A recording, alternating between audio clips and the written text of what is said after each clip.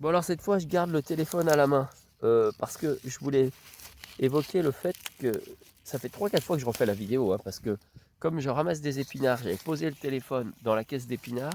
Malheureusement les feuilles d'épinards elles tombent sur la caisse et quand elles tombent sur la caisse, que se passe-t-il? Eh bien ça appuie sur le bouton et ça stoppe la vidéo. Donc je suis obligé de tenir le téléphone à la main.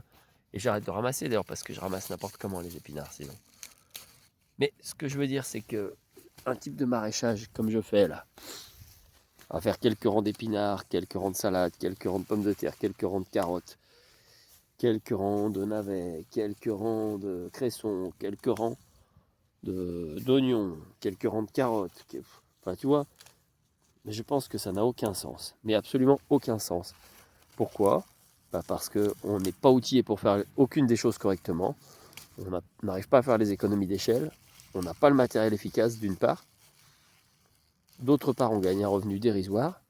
Je lisais dans un bouquin sur le maraîchage biologique, un très bon bouquin que je citerai peut-être dans une prochaine vidéo, quand j'aurai retrouvé son titre, bah, que le revenu moyen des maraîchers, c'est de l'ordre de 1000 à 2000 euros dans le meilleur des cas, mais plus souvent 1500 plus que 2000. Hein.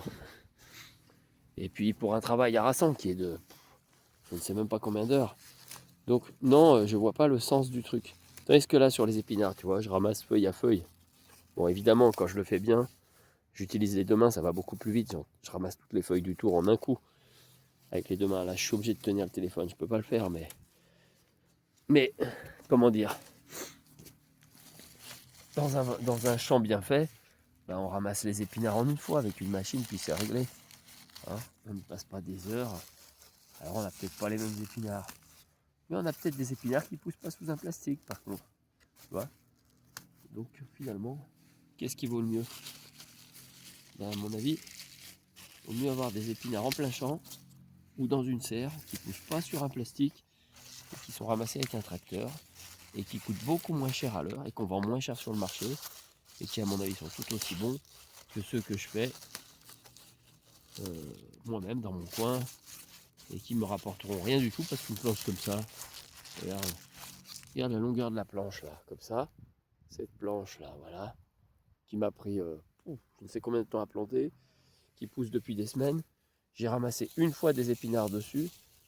Je les ai emmenés au marché de surcroît, j'en ai vendu que la moitié. Donc l'intérêt est extrêmement limité. Et bah, j'ai ramené combien? Allez, 5 kilos d'épinards, maximum.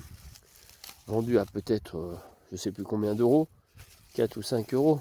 Bon, ça fait 4, 5, ça fait 20 à 25 euros quoi. Voilà. Et puis une deuxième fois, là où je vais en emmener, allez, combien? 2 kilos. Bon, voilà, 2 kilos d'épinards. Alors, 2 kilos d'épinards plus qui vont faire l'équivalent de 10 euros. Bon, bah on en est à 30 euros, on va dire. 30-35 euros. Alors, c'est pas long à ramasser. Hein. Enfin bon, voilà. Je pense que ça n'a aucun sens. Et que je perds mon temps et mon énergie. Je ferais mieux de faire capitaliste. Ceci étant, je suis bien, ça me permet de faire de la méditation et de m'apaiser. On verra, on réfléchira à ça plus tard.